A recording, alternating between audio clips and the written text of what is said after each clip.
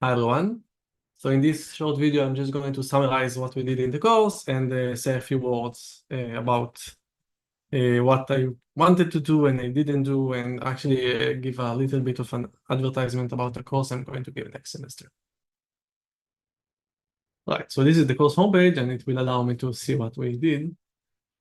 Right, so I think that you can say that you can divide the course to three parts. First was the introduction and mathematical background. So you see that you can give this course in many different flavors, and the underlying assumption here was that this is a course intended for theoretical computer scientists, which means they know what expanders are usually and know how to use them, but don't quite remember or never actually learned measure theory or complex analysis.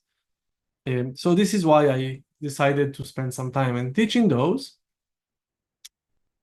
Then the next part was about free probability, in which we developed kind of the basics of free probability from scratch, using the fantastic book of Nika and Speicher. So actually we started a little bit in the introduction part, but then we did a case study which enabled us to use the Stiel's inversion formula to see a semicircular element, use the Cauchy transform and so forth. And then finally we started to talk about freeness, free independence. We proved the central limit theorem, both the classical and the free kind of simultaneously. It was quite insightful.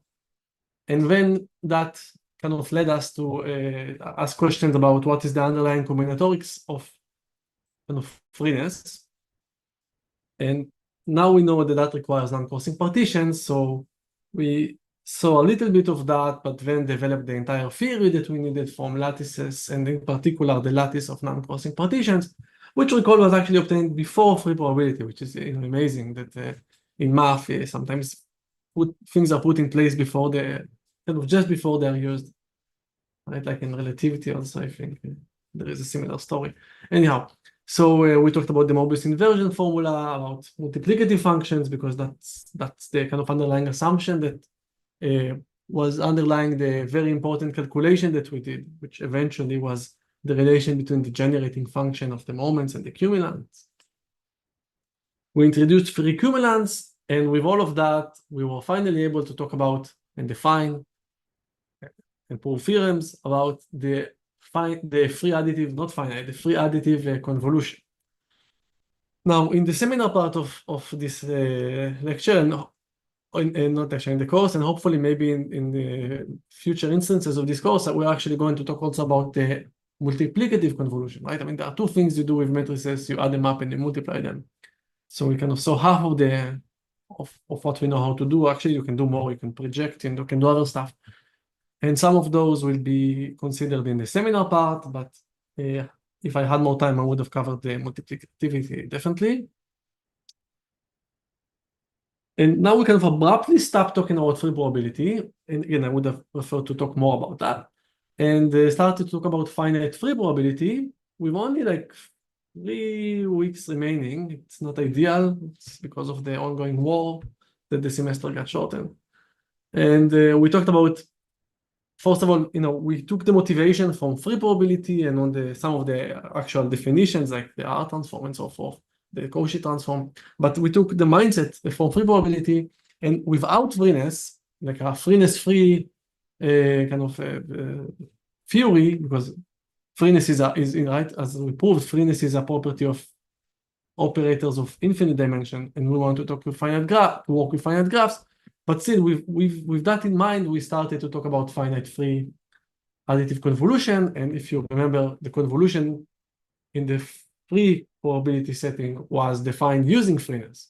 So here we gave an alternative definition, in fact, 2 definitions, one with R and one about just the polynomials themselves and how the coefficients depend on the original coefficients of the 2 polynomials that you add up. We proved what was, I think, the most difficult part in the course, which is the proof of the R transform, finite R transform theorem. And then we talked about quadrature that enabled us to move from R or additive free convolution to expected characteristic polynomial with respect to permutations, which we like when we work with graphs, because if you permute a graph, you get a graph. And then we talked about interlacing, which is give you like the probabilistic method part of the whole proof. namely from the understanding of the expected characteristic polynomial, you now know what happens with a particular element in the sample space. So all of that was kind of, very vague initially in the introduction. If you remember what happened there, there are many steps that you have to take on faith, and they're unclear how they're actually going to work out. And I think, I hope this course enabled you to understand this better. And finally, we ended up with, of course, the original motivation, which is the proof of existence of one-sided Ramanujan graphs of MSS. Again, a remarkable result. So that's kind of what we did. In the project, you'll cover some other stuff, more lectures from the book, so the product, and you talk about more about the R transform in multivariable versions of those. And then we talk about Gaussian and unitary random matrices in the infinite dimension setting also, but also there is a very nice chapter about subordination functions, which kind of bypasses the fact that sometimes it's just impossible to, invert the Cauchy transform to get the K transform or vice versa. Turns out that you can express these things as forgot the word for it, a fixed point for some system. And so this gives you an iterative process in which you can get closer and closer to these transforms without actually finding them. So the kind of computational bottleneck, which could be like a real bottleneck in the theoretical framework, in which you go down from measure, Cauchy, K, R, K, Cauchy, measure, you can actually skip some of those steps. And if you only care about approximations, which will give you some idea of what's going on, and you can plot graphs and so forth, you can use that. So that's a chapter in the notes of Roland Speicher, which is one of the authors of the book. And let me also mention that he also has, great video lectures about free probability available in his course homepage. Again, he's an expert in the field. I'm not a researcher in the field, so you should definitely look at those. He's also an amazing lecturer. Another topic is the Ramanujan graphs in polynomial time. So far, we proved the existence of Ramanujan graphs, but, one-sided, but no algorithm comes up of that for several reasons. If you want an algorithm, then you somehow need to be able to go through that tree, the interlacing tree. But if you remember, it has an exponential depth, and it's not clear even how you kind of manage to start from the root and go to a leaf. So Michael Cohen had a follow-up paper in which he reduced the depth of the leaf to linear and showed how it's a very nice paper, how you can kind of computationally, algorithmically move from the root up to a leaf which is always as good as the root. And there are other interesting papers that you can talk about. So for example, you can talk about the multiplicative finite convolution and the asymmetric additive finite convolution. That's what you need if you want to prove the existence of bipartite Ramanujan graphs rather than one-sided. So that's in the seminar. There is an older paper that has some of the ideas, but not all of the ideas, also by MSS, that construct bipartite Ramanujan graphs of every degree, but not of every size. And there are some applications to quantum algorithms. They like to use unitaries, and they get bounds on polynomials and influence of polynomials using those. Of course, also we have a couple of papers, but I'm not going to put them as projects. But if you like the result and you like theoretical computer science, then you may find them interesting, and you can find them at my homepage. These are co-authored with your TA, Gal Maor, and Itai Cohen. Okay, so this is what we did. As far as things we haven't covered, which I would have liked to cover, but we didn't have time. It was a shorter semester due to the war. So one thing I would definitely want to cover next time is, and I'm saying that because maybe you want to look at it yourself, is infinite dimensional operators. Right? I mean, we talked about free probability and finite free probability, and we kind of abruptly moved to finite free probability because we said, well, free probability doesn't handle graphs. Well, it does, but only if they are infinite. So the one step that you can do is you can talk about infinite dimensional operators For that, you need to understand what Hilbert spaces are and so forth. But these are just the bounded operators, which makes the theory much simpler. And you can actually understand what happens in free probability, not finite free probability.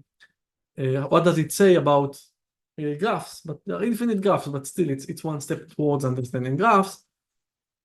In particular, when you talk about Cayley graphs, these are graphs that are coming from groups, in a sense.